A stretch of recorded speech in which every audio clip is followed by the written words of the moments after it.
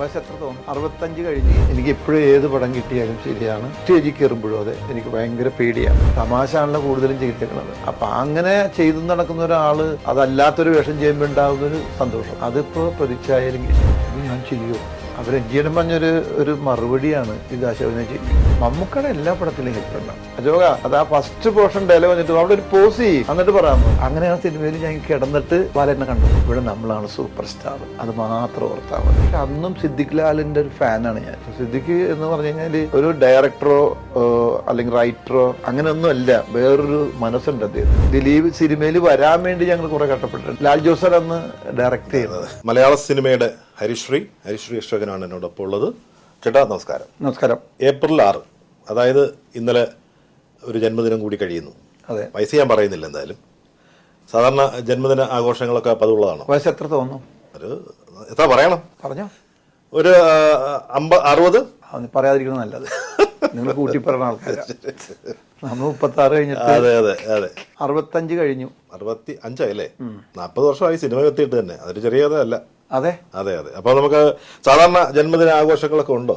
അതുള്ളതാണോ? അത് ചെറുതായിട്ട്. കാരണം മോൻ ലൊക്കേഷനിലായിരുന്നു, മകള് ബഹറിലാണ്. ഞങ്ങളെല്ലാം കൂടി നമുക്ക് പുതിയ കണ്ടുപിടുത്തങ്ങൾ വന്നേക്കണോണ്ട് ഓൺലൈനിൽ കൂടി കേക്ക് മുറിക്കുക. ശരി. ഇനിയിപ്പോൾ അത് സംഭവിക്കാനായിട്ട് മരിച്ചു പോയി കഴിഞ്ഞാൽ അവിടെയും കൂടി ഒരു ഓൺലൈൻ കിട്ടിക്കഴിഞ്ഞാൽ എല്ലാവർക്കും ഒരുമിച്ചൊരു കേക്ക് മുറിക്കാൻ പറ്റും. എന്തൊക്കെ സംവിധാനങ്ങളല്ലേ. ആദ്യത്തെ സിനിമ പപ്പൻ, പ്രിയപ്പെട്ട പപ്പൻ 1986 ജനുവരി 3-ാം തീയതി. അപ്പം ഒരു കാലഗണന പരിശോധിച്ചാൽ ഈ ജൂൺ കഴിയുമ്പോൾ 40 വർഷം. ഞാൻ നേരത്തെ പറഞ്ഞ പോലെ ഒരു താരത്തെ സംബന്ധിച്ചിടത്തോളം 40 വർഷം എന്ന് പറയുന്ന ഒരു വലിയ ഒരു സ്വപ്നതുല്യമായ നേട്ടമാണ്. ഇത് പ്രതീക്ഷിച്ചിരുന്നതാണോ ശരിക്കും? ഈ 40 വർഷത്തിനിടയിൽ ചെറുതും വലുതുമായ ഒരുപാട് കഥാപാത്രങ്ങൾ ചെയ്യാൻ പറ്റി. മലയാള സിനിമയിൽ ഏറ്റവും നല്ല ഹാസ്യ കഥാപാത്രം എന്നുള്ള പേര് കിട്ടി. ഒരുപാട് നല്ല വേഷങ്ങൾ ചെയ്തു. ഈ ഒരു 40 വർഷം ഒരു സിനിമാ താരത്തെ സംബന്ധിച്ചുള്ള വലുതാണ്. അത് സ്വപ്നം കണ്ടിരുന്നു എന്നുള്ളതാണ്.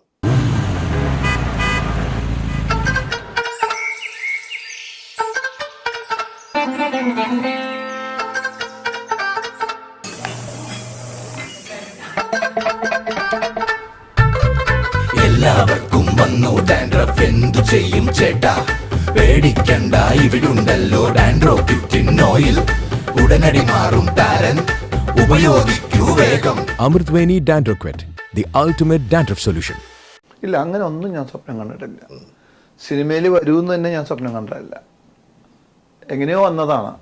കാരണം മിമിക്രി ചെയ്തുകൊണ്ടിരുന്ന കാലഘട്ടം. അതിനു മുമ്പ് നാടകം കളിക്കാൻ പോയി. വീടിൻ്റെ അടുത്ത് തന്നെ ഒരു കൊച്ചിൻ നാടകവേദി എന്ന് പറഞ്ഞൊരു ട്രൂപ്പ് ഉണ്ടായിരുന്നു. അതിൻ്റെ ഓണർ കൂലഞ്ചേരനാണ്. ആ നാടകത്തിൽ ചെറിയ ചെറിയ വേഷങ്ങൾ ചെയ്ത് അവിടെ നിന്നാണ് ഞാൻ കലാഭവനിലേക്ക് പോകുന്നത്. കലാഭവനിൽ വന്നതിന് ശേഷം കുറച്ച് വർഷം അവിടെ ഉണ്ട്. ഗാനമേള ഇൻ്റർവെല്ലിന് മിമിക്രി പറഞ്ഞു. അതിനുശേഷം അവിടെ നിന്ന് മിമിക്സ് പരേഡിൽ സിദ്ദിഖ് പോയി. സിദ്ദിഖ് മാറിക്കഴിഞ്ഞപ്പോൾ മിമിക്സ് പരേഡിൽ കയറി. അപ്പോൾ അവിടെ വന്നപ്പോൾ എനിക്കൊരു ആഗ്രഹം ഉണ്ടായിരുന്നു, ഗാനമേള ഇൻ്റർവെല്ലിൽ നിന്ന് എനിക്ക് മിമിക്സ് പരേഡിൽ കളിക്കണം എന്ന്. കാരണം അന്ന് മ്യൂസിക് പരേഡ് ഫുൾ ഞാൻ ബൈഹാർട്ടാണ്, കൊതി കൊണ്ടിട്ടാണ് ആ ബൈഹാർട്ടാക്കിയത്. അങ്ങനെ അതിൽ കളിച്ച് കുറേ നാൾ അതിൽ പ്രോഗ്രാം ചെയ്തു. പരേഡിൽ കുറേ കാലം. അവിടെ നിന്ന് പിന്നെ ഞാൻ ഹരിശ്രീയിലേക്ക് പോന്നു. സിദ്ദിഖ് അതിന് മുമ്പ് നിർത്തി, അവിടെ കലാഭവനിൽ നിർത്തി. അവിടെ സിദ്ദിഖ് ലാലും ഞാനും ഒക്കെ കൂടി ഞങ്ങൾ ഒന്ന് ഹരിശ്രീയിലൊരു പുതിയ സമിതി തുടങ്ങി. അങ്ങനെ അവിടെ നിന്ന് ഹരിശ്രീ പ്രൊഡ്യൂസ് ചെയ്ത പടമാണ് പപ്പൻ, പ്രിയപ്പെട്ട പപ്പൻ. അതിൽ ചെറിയ വേഷം ചെയ്തു. അന്ന് വലിയ വേഷം. അന്നത്തെ ഒരു എനിക്ക് തോന്നുന്നു കുറച്ചുകൂടെ ഹ്യൂമറിൻ്റെ ഒരു രൂപമായിരുന്നു, പ്രതിരൂപമാണ്. നേരത്തെ ഞാൻ പറഞ്ഞ പോലെ ഒരുപാട് ഹ്യൂമർ വേഷങ്ങൾ ചെയ്തിട്ടുണ്ട്. മലയാള സിനിമയിലെ പ്രേക്ഷകർക്ക് ഓർത്തു വെക്കാൻ പാകത്തിലുള്ള ഒരുപാട്. പക്ഷേ ഇപ്പം അടുത്തിടെ കുറേ കാലമായിട്ട് കുറേ സീരിയസ് വേഷങ്ങളിലാണ്. ഏറ്റവും ഒടുവിൽ കണ്ടത് പ്രതിച്ഛായയിലെ ഒരു ഗംഭീര വേഷമാണ്.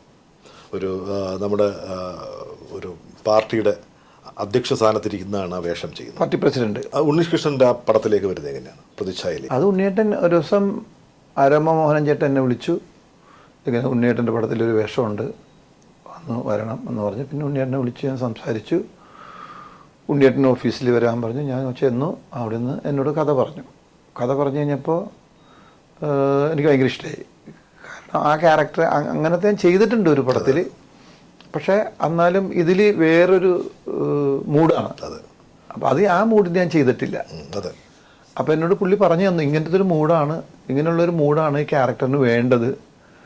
വലിയ ബഹളവും കാര്യങ്ങളൊന്നുമുള്ള ഒരു ക്യാരക്ടറല്ല, അങ്ങനെയുള്ളൊരു ക്യാരക്ടറാണ്. അപ്പോൾ അത് സൂക്ഷിച്ച് പിടിച്ചാൽ ഭംഗിയായിരിക്കും എന്ന് ഞാനും കരുതി. അങ്ങനെ ഓരോ അവിടെ സീൻ എനിക്ക് എപ്പോഴും ഏത് പടം കിട്ടിയാലും ശരിയാണ്, സ്റ്റേജിൽ കയറുമ്പോഴും അതെ, എനിക്ക് ഭയങ്കര പേടിയാണ്. കാരണം ആ പടത്തിന് ചെന്ന് പുതിയൊരു പടത്തിന് ചെല്ലുമ്പോൾ ആ പടം ചെന്ന് ജോയിൻ ചെയ്ത് ഒരു ദിവസം കഴിയാതെ നമുക്ക് ബ്രീത്ത് കറക്റ്റ് ആവില്ല. ചെന്ന് ഒരു ദിവസം കഴിഞ്ഞപ്പോൾ തന്നെ ചേട്ടൻ പറഞ്ഞു ഇത് ഓക്കെയാണ്. ഫസ്റ്റ് ഷോട്ട് എടുത്തപ്പോൾ ഞാൻ ചോദിച്ചു ഓക്കെയാണ്, 5 മീറ്ററിൽ പിടിച്ചാൽ മതി, ഇത് ഓക്കെയാണ്. പിന്നെ ഓരോ ഷോട്ട് കഴിയുമ്പോഴും ഉണ്ണിയാനോട് ചോദിക്കാൻ ഇത് എന്തെങ്കിലും വ്യത്യാസം ഉണ്ടെങ്കിൽ പറയണം കേട്ടോ, ഇല്ലില്ല എന്തുണ്ടെങ്കിലും പറയാമെന്നുള്ളത്. അങ്ങനെ പുള്ളി സാറ്റിസ്ഫൈഡാണ്, ഞാൻ സാറ്റിസ്ഫൈഡ്. ഒരുപാട് പേര് വിളിച്ചിരുന്നു അല്ലേ? ഒരുപാട് കോളുകൾ വന്ന്. എനിക്ക് ഏറ്റവും കൂടുതൽ ഇപ്പം അന്ന് മൊബൈലൊക്കെ ഉണ്ടായിരുന്നെങ്കിൽ ഏറ്റവും കൂടുതൽ കോള് വരുന്നത് പഞ്ചാബി ഹൗസിൻ്റെയൊക്കെ സമയത്തായിരിക്കും. അന്ന് മൊബൈലൊന്നുമില്ല. ഇത് എനിക്ക് തോന്നുന്നത് ഈ കേരള ക്രൈം ഫയൽ എന്ന് തന്നെ വെബ് സീരീസ് കണ്ടിട്ടും ഈ പടവും കണ്ടിട്ടും കുറേ പേര് എന്നെ വിളിച്ചു, ഒരുപാട് പേര്. അതിപ്പോഴും ഡയറക്ടേഴ്സ് അടക്കം ഒരുപാട് പേര് എന്നെ വിളിക്കുന്നുണ്ട്. ടെക്നിക്കൽ സൈഡിൽ, സിനിമയിലുള്ള ടെക്നിക്കൽ സൈഡിൽ നിന്ന് ഒരുപാട് പേര്, പ്രേക്ഷകർ, പിന്നെ വിദേശത്തു നിന്ന് വരെയും ഭയങ്കര കോൾ പോകും. നല്ല ക്യാരക്ടർ നന്നായി ചെയ്തു എന്നും പറഞ്ഞ് ഒരുപാട് പേര് വിളിച്ച് ഭയങ്കര സന്തോഷം. നമ്മൾ ചെയ്യാത്തൊരു വേഷമാണല്ലോ, തമാശ ആണല്ലോ കൂടുതലും ചെയ്തേക്കണത്. അപ്പം അങ്ങനെ ചെയ്തു നടക്കുന്ന ഒരാൾ അതല്ലാത്തൊരു വേഷം ചെയ്യുമ്പോൾ ഉണ്ടാകുന്നൊരു സന്തോഷം, അതിപ്പോൾ പ്രതിച്ഛായയിലും കിട്ടി. ഈ പ്രതിച്ഛായയിൽ ഇപ്പം പറഞ്ഞ വേഷം നേരത്തെ കേരള ക്രൈം ഫയൽ അയ്യപ്പൻ എന്ന് പറയുന്ന കഥാപാത്രം, ഗംഭീര കഥാപാത്രമാണ് കേട്ടോ. അതിൽ റീസെന്റ് പെട്ടെന്ന് പാതിരാത്രി എന്ന് പറയുന്ന പടത്തിലെ SI യുടെ വേഷം, ഇതൊക്കെ കുറച്ച് ഗൗരവമുള്ള കഥാപാത്രങ്ങളാണ് ചെയ്തത്. പക്ഷെ ഒരു പ്രേക്ഷക നിലയിൽ എന്നെ ആദ്യം കൊതിപ്പിച്ചൊരു വേഷം ഇതൊന്നുമല്ല.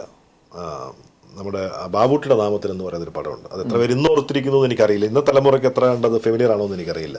രഞ്ജിത്താണ് ആ പടത്തിലേക്ക് വിളിച്ചത്. അതെ, അതിൽ അലവി എന്ന് പറയുന്നൊരു കഥാപാത്രം, അലവി, അത് ഇന്നും ആ ബുള്ളറ്റിലൊക്കെ വരുന്ന ഒരു ക്യാരക്ടറെ, അതുവരെ തമാശയുടെ ഒരു ഇതാണ്. പക്ഷെ ആ ക്രെഡിറ്റ് അദ്ദേഹത്തിന്റെ, ഞാൻ പറഞ്ഞത് മാത്തുക്കുട്ടി, കടൽ കടന്നൊരു മാത്തുക്കുട്ടിയിലും ഒരു നല്ല വേഷമാണ്. പക്ഷെ അത്തരത്തിൽ ഒരു സീരിയസ് വേഷങ്ങളിലേക്ക് അശോകനെ ആദ്യമായി ഉപയോഗിക്കാമെന്നൊരു കണ്ടെത്തിയത് രഞ്ജിത്ത് തന്നെയായിരിക്കും. രഞ്ജിത്ത് തന്നെ, ഒരു സംശയമില്ല. കാരണം അതിൻ്റെ കൺട്രോളറാണ് ആദ്യം എന്നെ സേതു, അങ്ങനെ എന്തൊരു കൺട്രോളറാണെന്ന് തോന്നണം. സേതു എന്നെ വിളിച്ചിട്ട് ഇങ്ങനെ ഒരു GS വിജയൻ്റെ പടത്തിലൊരു വേഷമുണ്ട്, അങ്ങനെ പറഞ്ഞാൽ GS വിജയൻ്റെ. അപ്പോൾ ഞാൻ വിജയനെ വിളിച്ചു, ചേട്ടാ എന്താണ്, രഞ്ജിയനാണ് എഴുതുന്നത്. അപ്പോൾ വിജയനെ വിളിച്ചിട്ട് ഞാൻ ചോദിച്ചു, പിന്നെ അത് നീ ചെയ്യാത്തൊരു വേഷമാടാ എന്ന് പറഞ്ഞു. ഓക്കെ. അപ്പം ചെയ്യാത്ത വേഷമൊന്നും കേട്ടപ്പോൾ തന്നെ എൻ്റെ കയ്യിൽ നിന്ന് പോയി. ഞാൻ പിന്നെ രഞ്ജിയനെ വിളിച്ചു, രഞ്ജിയേട്ടാ അങ്ങനെ വിളിച്ചിട്ടുണ്ട് ആ പടത്തിന്, എന്താ ചേട്ടാ അതിൻ്റെ വേഷം? അത് ഇത് തന്നെ പറഞ്ഞത് അവരും രഞ്ജിയേട്ടനും, അത് അശോകൻ ഇന്നുവരെ ചെയ്യാത്തൊരു വേഷം. അപ്പോൾ എനിക്ക് ഉറക്കമില്ലായിരുന്നു, സത്യം പറഞ്ഞാൽ എനിക്ക് ഉറക്കം ഉണ്ടായിരുന്നില്ല.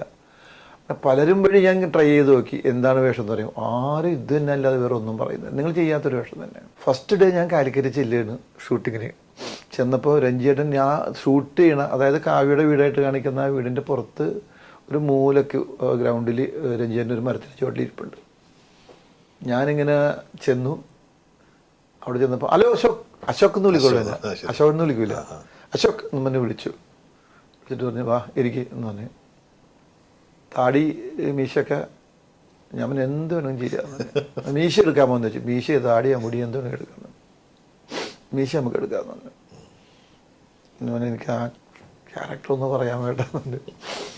ക്യാരക്ടർ പറഞ്ഞ പാടെ ഞാൻ ചോദിക്കുന്ന അടുത്ത എൻ്റെ ഡയലോഗ് എന്താ വെച്ചാൽ, ഇത് ഞാൻ ചെയ്യുമോ അങ്ങനെയാണ്. അപ്പോൾ രഞ്ജിയേട്ടൻ പറഞ്ഞൊരു മറുപടിയാണ്, ഇത് അശോകനെ ചെയ്യൂ. അതായിരുന്നു മറുപടി. അത് കഴിഞ്ഞ് പോയി മേക്കപ്പ് ഇടുവാന്ന് പറഞ്ഞു. അങ്ങനെ കുറച്ച് നേരം സംസാരിച്ച് ഞാൻ മേക്കപ്പ് ചെയ്ത് തിരിച്ചു വരുമ്പോൾ അവിടെ ഞാൻ ഇരുന്ന സ്ഥലത്ത് മമ്മൂക്കി ഇരിപ്പുണ്ട്. ശരി, മമ്മൂക്കയും രഞ്ജിയനും കൂടി സംസാരിക്കുന്നു. അപ്പം എന്നെ ഞാൻ വിത്ത് കോസ്റ്റ്യൂമാണ് ചെല്ലണത്, മീശയൊക്കെ പിടിച്ചു. കുറച്ച് കഴിയുമ്പോൾ അവിടെ നിന്ന് മമ്മൂക്കി ഇങ്ങനെ നോക്കി, എന്നെ പെട്ടെന്ന് മനസ്സിലായില്ല. കുറച്ച് അലവി പേര് വിളിച്ച് ക്യാരക്ടർ എന്താ, നീയാൾ ഇതിൻ്റെ അകത്ത് ഹീറോ. പിന്നെ അവിടെ നിന്ന് അങ്ങാട് ഒരു ഉത്സവം, ഓരോ രാത്രി ഉറങ്ങാൻ പറ്റാത്തതൊക്കെ ആയിട്ടുള്ള ഒരേ ഭയങ്കര സംഭവമായിരുന്നു. അതാണ് ആദ്യം പ്രതീക്ഷിക്കാത്തൊരു വേഷം എനിക്ക് തന്ന രഞ്ജൻ. അതുപോലെ കടൽ കടന്നൊരു മാത്തുക്കുട്ടിയിലും ഗംഭീര വേഷമായിരുന്നു. 2 പടങ്ങൾ അങ്ങോട്ട് വേണ്ട ഒത്തിരി ജനങ്ങളിലേക്ക് എത്തിയില്ല. അതാണ്, അല്ലെങ്കിൽ അവിടെ നിന്ന് അന്നേ കുറച്ച് വേഷങ്ങൾ കിട്ടിയായിരുന്നു. നമുക്കത് കഴിഞ്ഞ് ചോദിച്ചു, അത് കഴിഞ്ഞാൽ അതുപോലെ വേഷം വല്ലതും വന്നോ? ഇല്ല മമ്മൂക്കാന്ന് പറയാം. അല്ല, മമ്മൂക്കയുടെ കാര്യം പറഞ്ഞുകൊണ്ടാണ്. ഇപ്പോൾ ഒരു ഫേസ്ബുക്കിലെ ഇപ്പോഴത്തെ DP മമ്മൂക്കായിട്ടുള്ളൊരു പടമാണ് ആ അല്ലേ? അത് എവിടെ വെച്ചെടുത്തത്? അത് അതൊരു വരച്ച ഫോട്ടോ. അതെ അത് തന്നെ. അത് അങ്ങനെ ചെയ്തിരിക്കുകയല്ലേ? അത് എൻ്റെ ഒരു ഫ്രണ്ട് എൻ്റെ സിനിമകൾ എപ്പോൾ കണ്ടാലും എന്നെ കുറിച്ചുള്ള കുറേ സംഭവങ്ങൾ ഇപ്പോഴും ചെയ്യുന്നുണ്ട് അദ്ദേഹം. എനിക്കിങ്ങനെ അഴിച്ചഴിച്ച് തരും ഓരോ സംഭവങ്ങൾ. അപ്പം അത് അവൻ വരച്ചതാണ്. അപ്പം അന്ന് മമ്മൂക്കനെ ആ ഫോട്ടോ അങ്ങനെ അതിൻ്റെ ഇതായിട്ട് വെച്ചു, ഇപ്പായിട്ട് വെച്ചു. ആ സിനിമയിലാണോ പിന്നെ ഒരുപാട് ഹെൽപ്പ് ഉണ്ടായിരുന്ന ഒരു പടം അതായിരുന്നു? ഒരുപാട് മമ്മൂക്കയുടെ എല്ലാ പടത്തിലും ഹെൽപ്പ് ഉണ്ടാവും. കാരണം ഇപ്പോൾ എല്ലാ കൂടെ അഭിനയിച്ചാൽ എല്ലാ പടത്തും ബസ് കണ്ടക്ടറിലൊക്കെ ഒരുപാട് സജഷൻസ് പറയും മമ്മൂക്ക. നമ്മളൊന്നും ഒരിക്കലും ചിന്തിക്കാത്ത ചില സാധനങ്ങൾ മമ്മൂക്ക മാത്രമല്ല, മമ്മൂക്ക, ലാലേട്ടൻ, അവരെല്ലാവരും നമ്മൾ ചിലപ്പോൾ നമ്മൾ ചെയ്യാത്ത ക്യാരക്ടറാണല്ലോ ചെയ്യുന്നത്. അപ്പോൾ ഞാൻ ബസ് കണ്ടക്ടർ എന്ന് തന്നെ പടത്തിൽ ഇത് വേറൊരു പടം നമ്മൾ ചെയ്ത് അണ്ണൻ തമ്പി, അത് ചെയ്യുന്ന സമയത്താണ് ഒരു ഷൂട്ട് നടന്നുകൊണ്ടിരിക്കുകയാണ്. അപ്പോഴാണ് നമുക്ക് ക്യാമറയുടെ പുറകിൽ നമുക്ക് ലാപ്പ് പോയിട്ട് ഇങ്ങനെ ഇരിപ്പുണ്ട്. ഞാനിങ്ങനെ ഷോട്ട് എടുത്തുകൊണ്ടിരിക്കുമ്പോൾ എനിക്ക് ഇത്തിരി ഡയലോഗുണ്ട്, ലെങ്ത്താണ്. അപ്പോൾ അത് എടുത്തുകൊണ്ടിരിക്കുമ്പോൾ അത് തെറ്റിക്കഴിഞ്ഞപ്പോൾ നമുക്ക് നോക്കി അവിടെ. അപ്പോൾ എനിക്ക് പേടി വന്നാൽ മമ്മൂക്കയുടെ കൂടെ ഒന്ന് അഭിനയിക്കാൻ ഭയങ്കര പേടിയാണ്. അതിൽ അലൻ്റെ കൂടെ അതെ അവരുടെ ഒക്കെ അതെ ഭയങ്കര പേടിയാണ്, ഉള്ളിലൊരു ഇടിയുണ്ടോ. അപ്പോൾ തെറ്റിക്കഴിഞ്ഞപ്പോൾ ഞാൻ ഇങ്ങനെ തെറ്റി കട്ട് പറഞ്ഞ് വൺ മോർ എന്ന് പറഞ്ഞപ്പോൾ ഞാൻ ഇങ്ങനെ മമ്മൂക്ക അങ്ങ് ദൂരെ ഇരിക്കണത് വീണ്ടും എടുത്ത് രണ്ടാമത് തെറ്റിക്കഴിഞ്ഞപ്പോൾ പറഞ്ഞ് അജോക അത് ആ ഫസ്റ്റ് പോർഷൻ ഡയലോഗ് വന്നിട്ട് അവിടെ ഒരു പോസ് ചെയ്യും എന്നിട്ട് പറയാമെന്ന് പറഞ്ഞ് അവിടെ ഇച്ചിരി ഗ്യാപ്പ് ഒരു പോസ് ചെയ്തിട്ട് പറയാമെന്ന് പറഞ്ഞു. അങ്ങനെ അടുത്ത ടേക്ക് പറഞ്ഞ് സ്റ്റാർട്ട് പറഞ്ഞ് ഞാൻ പോസ് ചെയ്ത് പറഞ്ഞപ്പോൾ കറക്റ്റായി. ആ ഒറ്റ ബ്രീത്തിൽ പറഞ്ഞപ്പോഴാണ് അത് കുഴപ്പമുണ്ടായത്. അതൊരു ഭയങ്കര അറിവല്ലേ നമുക്ക്. അതുപോലെ തന്നെയായിരുന്നു ലാലേട്ടൻ്റെ കൂടെ വർക്ക് ചെയ്യാൻ നേരത്തെ. ലാലേട്ടൻ പറയും ഓരോ കാര്യങ്ങളും. ലാലേട്ടനാണ് ഞാൻ ആദ്യം ചെയ്യുന്നത്. ഞാൻ ആദ്യമായിട്ട് 22 വർഷങ്ങൾക്ക് ശേഷമാണത് അല്ലേ? ക്യാരക്ടർ തുടങ്ങി 22 വർഷം കഴിഞ്ഞാണ്. ചേട്ടൻ അന്ന് നമ്മളെ ലൊക്കേഷൻ പറഞ്ഞിട്ടുണ്ടായിരുന്നു. അതെ ലൊക്കേഷൻ പാലക്കാട് മങ്കര. അപ്പൊ അതിലിങ്ങനെ ഒരു മരത്തിൽ ചുവട്ട് വന്നിട്ട് ലാലേട്ടൻ ഇങ്ങനെ മുണ്ടഴിച്ചു കൊടുക്കും. അപ്പൊ ഞാൻ എന്തൊക്കെ ചെയ്യുന്നു അതുപോലെ ചെയ്തു എന്ന് എന്നോട് പറഞ്ഞേ ലാലേട്ടൻ. മുണ്ടഴിച്ചു കൊടുക്കുക. അപ്പൊ ഞാൻ മുണ്ടഴിച്ചു കൊടുക്കും. അപ്പൊ ഞങ്ങൾ 3-4 പേരുണ്ട്. അതിന് കൈതീർത്ത് വെക്കും. അപ്പം ഞാനും കൈതീർത്ത് വെക്കും. പിന്നെ മുണ്ട് മടക്കി കുത്തും. അപ്പം ഞാനും മടക്കി കുത്തും. അങ്ങനെ പുള്ളി ചെയ്യുന്നതെല്ലാം എന്നെ ചെയ്തോളാൻ പറഞ്ഞ്. ഷോട്ട് നടന്നുകൊണ്ടിരിക്കാൻ ഞാനത് ചെയ്യണം. അപ്പോൾ ഒരു അഡ്ജസ്റ്റ്മെൻറ്റിൽ നോക്കിയിട്ട് ഇത് ചെയ്യണം. അപ്പം ഞാൻ വിചാരിച്ചത് എന്ത് തമാശയാണ് ഇതിൽ, എന്താ കോമഡി എന്ന് പറഞ്ഞു. പക്ഷെ തിയേറ്ററിൽ വന്നപ്പോഴാണ് അതിൻ്റെ ഒരു പൾസ് അറിയണത്. ഫുൾ ചിരിയായിരുന്നു ഓഡിറ്റോറിയം. കാരണം ഞാനും അത് സീരിയസ് ആയിട്ട് ചെയ്തത്, കോമഡി അല്ല, ഭയങ്കര ചിരിയായിരുന്നു. അതുപോലെ തന്നെ ബാലേട്ടൻ എന്നുള്ള പാട്ട് ഇതിൻ്റെ എൻഡിൽ ഞാൻ ഞങ്ങളെല്ലാം കൂടെ വരമ്പത്ത് കൂടി ഓടി വരികയാണ്. ബാലേട്ട എന്നുള്ള പാട്ട്. അത് ഓടി വന്ന് ഞാൻ റിഹേഴ്സൽ എടുത്തു. ലാസ്റ്റ് വരമ്പത്ത് കൂടി ഇങ്ങനെ ഓടി വരുമ്പോൾ ലാലേട്ടൻ ഇങ്ങനെ സ്റ്റെപ്പൊക്കെ ഉള്ള ഒരു അമ്പലം. ആ അമ്പലത്തിൻ്റെ അവിടെ ലാലേട്ടനും പിന്നെ ക്ഷേത്ര കമ്മിറ്റിക്കാരോ കൂടി നിന്ന് സംസാരിക്കും. അപ്പോൾ ഞങ്ങൾ ഈ വരുന്ന വഴി അന്വേഷിച്ച് കിടക്കുകയല്ലേ. ഓടാൻ തുടങ്ങിയിട്ട് കുറേ നേരമായി. 4-5 പേരുണ്ട്, 5-6 പേരുണ്ടെന്ന് തോന്നുന്നു. ഓടി വരുന്ന സമയത്ത് പുള്ളി റിഹേഴ്സലൊക്കെ എടുത്തപ്പോൾ ബാലേട്ടാന്ന് വിളിച്ച് ഓടി വരുന്നത് പുള്ളി ഓടിക്കളയും. അതാണ് ഷോട്ട്. അന്നത്തെ റിഹേഴ്സലൊക്കെ എടുത്തു കഴിഞ്ഞാൽ പിന്നെ അന്ന് മഴയൊക്കെ ഉണ്ടായിരുന്നു, കുറച്ച് ദിവസമായിട്ട് മഴയുണ്ടായിരുന്നു. റിഹേഴ്സൽ കഴിഞ്ഞ് ഞാൻ ഞങ്ങൾ ഓടി നേരെ അവിടെ പോയി നിന്ന് വരാനായിട്ട് റെഡി എന്ന് പറഞ്ഞപ്പോൾ അശോക എന്ന് പറഞ്ഞാൽ വിളിച്ചിട്ട് ഇവിടെ ചെളിയുണ്ട് സൂക്ഷിക്കണം എന്ന് പറഞ്ഞ് നിൽക്കുന്ന അവിടെ. ഞാൻ കണ്ടു കണ്ടെന്ന് പറഞ്ഞു ലാലേട്ടൻ.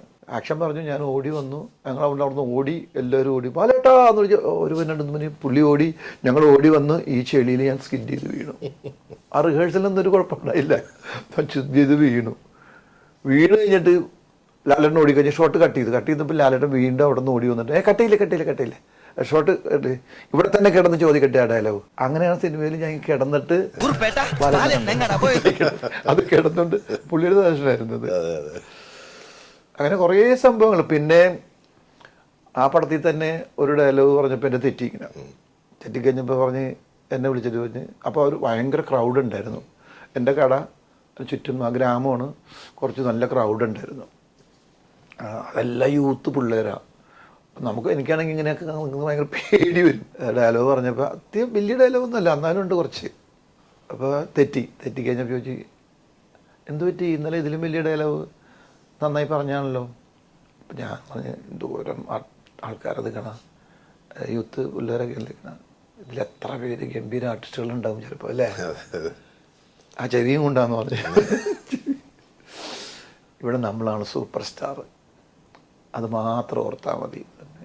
ഓക്കെ, അടുത്ത ഷോട്ട് ഓക്കെ ആണല്ലേ.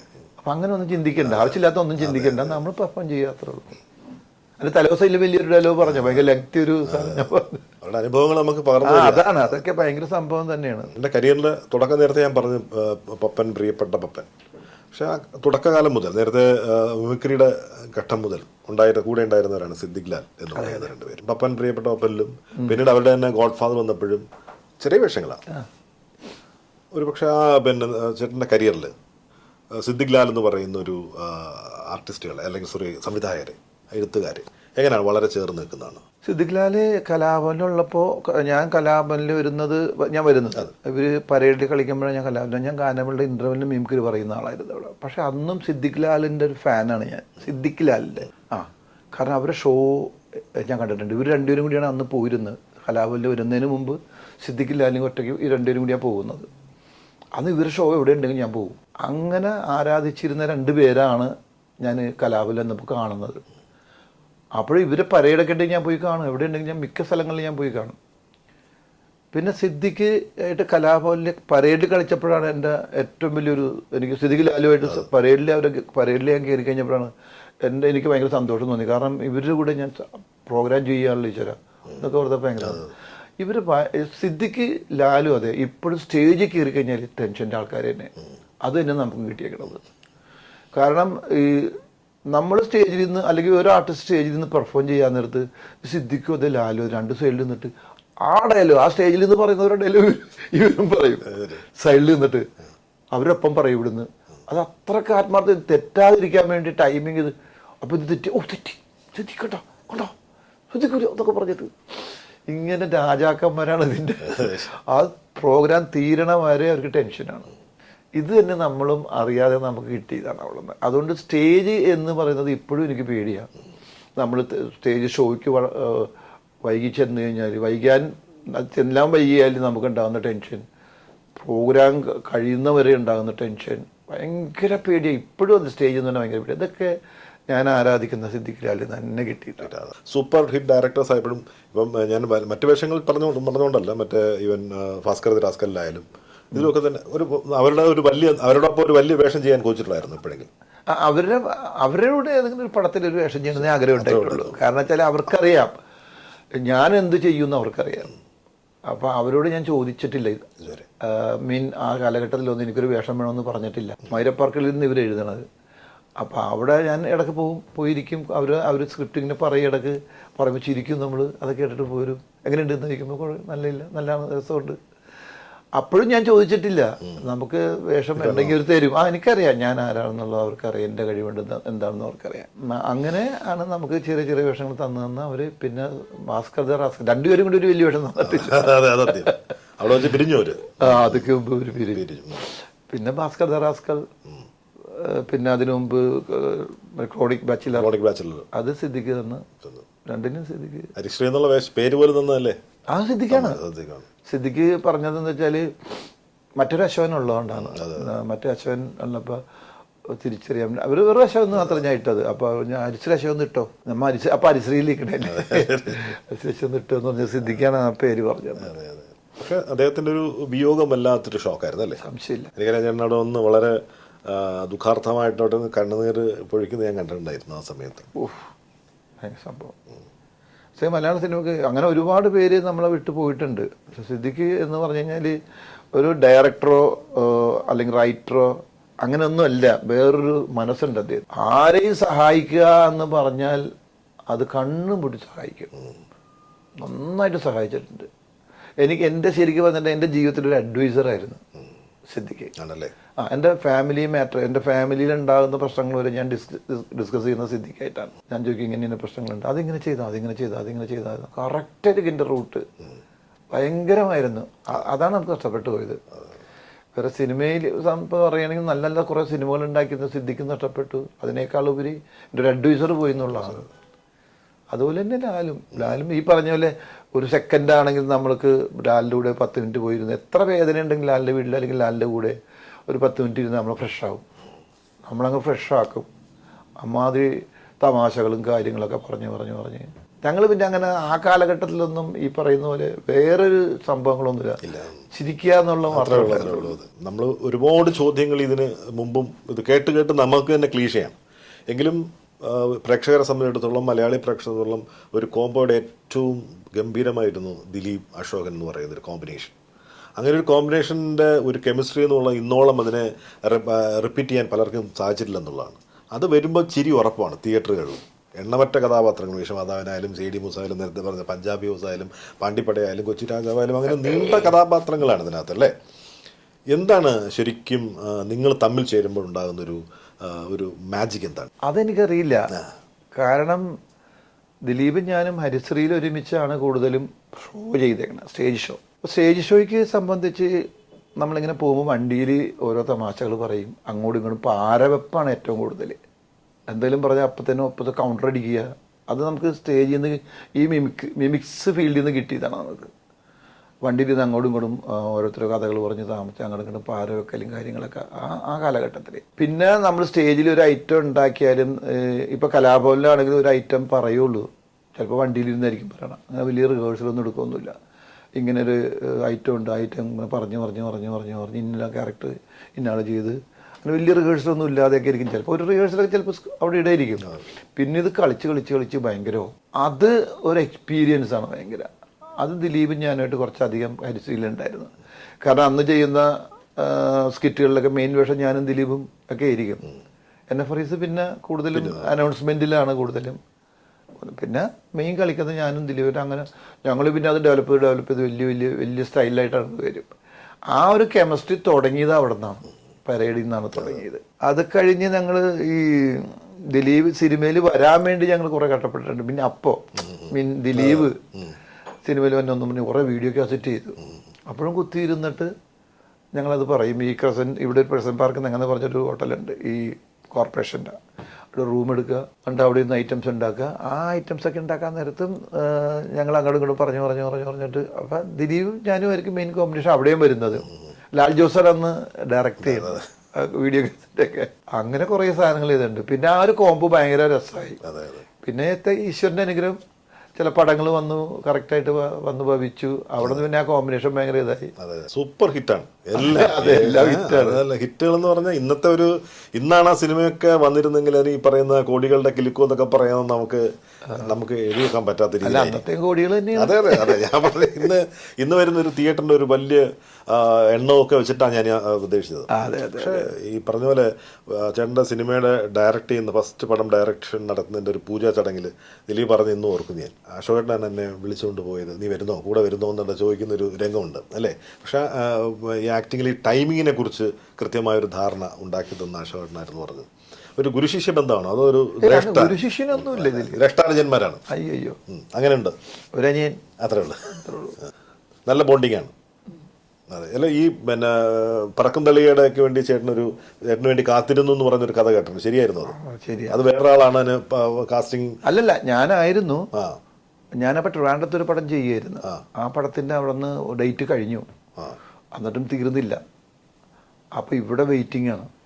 അപ്പോൾ പ്രൊഡ്യൂസേഴ്സ് പറഞ്ഞ് നമുക്കെന്നാൽ വേറൊരാളിട്ട് ചെയ്യാം എന്ന് പറഞ്ഞപ്പോൾ ദിലീപ് പറഞ്ഞ് പറ്റില്ല, അശോകൻ ചേട്ടൻ തന്നെ വേണം. അത് ഇപ്പത്തെ ദിവസമായില്ല, വരേണ്ട ദിവസം കഴിഞ്ഞ് 2 ദിവസം വൈകി. അപ്പോൾ ദിലീപ് പറഞ്ഞ സാർ നമുക്കൊന്ന് വെയിറ്റ് ചെയ്യാമെന്ന് പറഞ്ഞു. അങ്ങനെ ദിലീപ് എനിക്ക് വേണ്ടിയിട്ട് പിന്നെയും അത് നീട്ടിയത് എങ്ങനെയാണെന്ന് വെച്ചാൽ അതിൽ ആ സോങ് ഈ വാഗമണ്ണി പോയി എടുക്കാമെന്ന് പറഞ്ഞു. അങ്ങനെ പിന്നെയും 2 ദിവസം കിട്ടി. അപ്പോഴേക്കും ഞാൻ വന്നു. നിങ്ങൾ രണ്ടുപേരുടെയും കോമ്പിനേഷനിൽ ചേട്ടന് ഏറ്റവും അധികം ഇഷ്ടപ്പെട്ട പടം ഏതാണ്? അങ്ങനെ പറയാൻ പറ്റില്ല. ചെയ്തേക്കുന്ന പടങ്ങളെല്ലാം ഇഷ്ടമാണ്. ചില പടങ്ങളൊക്കെ നമ്മൾ സീൻ കിട്ടിക്കഴിഞ്ഞാൽ അതിലൊന്നും ഇല്ലെങ്കിൽ ചിലപ്പോൾ ഇവിടെ വന്നേ എന്ന് പറഞ്ഞ് വഴക്ക് പറയണവരെ വിളിക്കുള്ളൂ. ഒന്നും പറഞ്ഞ് അവൻ്റെ കാറിൽ കയറി ഇരുന്നിട്ട് AC ഇട്ടിട്ട് അവിടെ നിന്ന് കുറച്ച് എഴുതും ഞങ്ങൾ രണ്ടും കൂടി. അങ്ങനെ കുറേ സീനുകൾ ഇംപ്രവൈസേഷൻ ചെയ്തിട്ടുണ്ട്. പഞ്ചാബി ഹൗസാണ് കേട്ടോ നമ്മുടെ ഫേവറേറ്റ്. പഞ്ചാബി ഹൗസ് പിന്നെ കളഞ്ഞതാണ്. കാരണം കുറേ തമാശകൾ കൂടിയിട്ട് അത് അതിനൊന്നും ഉണ്ടാക്കേണ്ടി വന്നില്ല. ചെറിയ എന്തെങ്കിലും മാത്രമേ ഉള്ളൂ, അല്ലാതെ വേറെ ഒന്നുമില്ല. അതിന് പോയത് ഒരു സെന്റിമെന്റ് സീൻ, അതൊക്കെ കുറേ ഞാൻ പറഞ്ഞതാണ്. ഞാനും ദിലീപിനെ അന്വേഷിച്ച് നടന്നിട്ട് അങ്ങനെ എന്തൊരു സാധനമൊക്കെ പോയിട്ടുണ്ട്. അതിൽ നിന്ന് ഞങ്ങൾ വന്ന് ഒരു പെട്ടിക്കടയുടെ അവിടെ വന്ന് ഇതിങ്ങനെ ഇരിക്കും. അപ്പം നമ്മുടെ ക്യാമറ മേക്കപ്പ് മണിയാണ് പെട്ടിക്കടക്കാരൻ, ഈ തട്ട് ദോശ. അപ്പോൾ ഇവന് മിസ്സായി കഴിഞ്ഞിട്ട്, ദിലീപ് മിസ്സായി കഴിഞ്ഞിട്ട് രാത്രി അന്വേഷിച്ച് നടക്കുകയാണ്. വന്ന് ഈ കടയിൽ വന്നിരിക്കും. ഒരു ബെഞ്ചിൻ്റെ രണ്ടറ്റത്ത് ഞാനും അനീഫിക്കാൻ വന്നിരിക്കും. ഞാൻ അവനെ എവിടെ പോയി അന്വേഷിക്കൂടാ, അതുണ്ടോയെന്ന് അറിയില്ല പടത്തിൽ. എവിടെ പോയി അന്വേഷിക്കൂടാന്ന് ചോദിക്കുമ്പോൾ പറയും എവിടെ പോയി അന്വേഷിക്കാനാണ്. അപ്പം പറയും ഇങ്ങനെ നോക്കുമ്പോൾ നടുക്കൊരാൾ ഇരിപ്പുണ്ട്. ഞാൻ ദേവരാളി അവനവിടെ ഇരിപ്പുണ്ട്, ഇരുട്ടായത് കണ്ടില്ല. ബെഞ്ചിൻ്റെ രണ്ടറ്റത്ത് ഞാൻ ഇരിക്കുന്ന അവൻ നടപ്പിരിപ്പുണ്ട്. അപ്പോൾ ചായക്കടക്കാരൻ വന്നിട്ട് നിങ്ങളാളാണോ? അതെ. ആ, ഓരോ ലഡു കൊണ്ടുവന്ന് തരും. ഇതെന്തിനാ ലഡു? അല്ല, ഈ ലഡുവും കൂടി കൂട്ടി 360 ഒന്ന് തിന്നിട്ടുണ്ടെന്ന് പറഞ്ഞിട്ട് അങ്ങനെ സീനൊക്കെ ഉണ്ട്. അത് തൂക്കിന്ന് തോന്നണത്. അങ്ങനെ കുറേ സംഭവങ്ങൾ പോയിട്ടുണ്ട് അതിൽ നിന്ന്. ഈ പറഞ്ഞ ഇപ്പോഴും ആളുകൾ പിന്നെ അതിന് ഫ്രീഡം ഉണ്ടായിരുന്നല്ല. എന്ന് വെച്ചാൽ ഇല്ല, മറ്റുള്ള പടങ്ങൾക്ക് ഇല്ല എന്നല്ല പറയുന്നത്, സമയം തന്നു. അത് നമ്മൾ വന്ന് സീൻ കൊണ്ടുവന്ന് നമ്മൾ എടുക്കാൻ നേരം മുമ്പ് നമ്മൾ ശരിക്കും വായിച്ചു, അതൊക്കെ കഴിഞ്ഞാണ് വരുന്നത്. പിന്നെ സെറ്റിൽ വന്നു കഴിഞ്ഞാൽ അത് ഇന്ന് ഡെവലപ്പ് ചെയ്യും. റാഫിയും മെക്കാട്ടിനും എല്ലാവരും കൂടി ഒന്ന് വട്ടം കൂടി ഡെവലപ്പ്. പിന്നെ ഷോട്ട് എടുക്കുമ്പോഴാണെങ്കിലും ധൃതിയില്ല, വേറെ തീർക്കും മഴ വരും, അത് അങ്ങനെ പരിപാടിയൊന്നുമില്ല. നല്ല ഇതായിട്ട് അന്നെന്താ 32 ദിവസം 38 ദിവസമൊക്കെ ആയുള്ളൂ വന്നു. 40 ദിവസം ആയില്ലെന്ന് തോന്നുന്നു. അങ്ങനെ നമുക്ക് ടെൻഷൻ ഇല്ലെങ്കിൽ നമുക്ക് ചെയ്യാനും സൗകര്യം ഇരിക്കും. ലൈറ്റ് പോകണമെന്നൊക്കെ പറഞ്ഞിട്ട്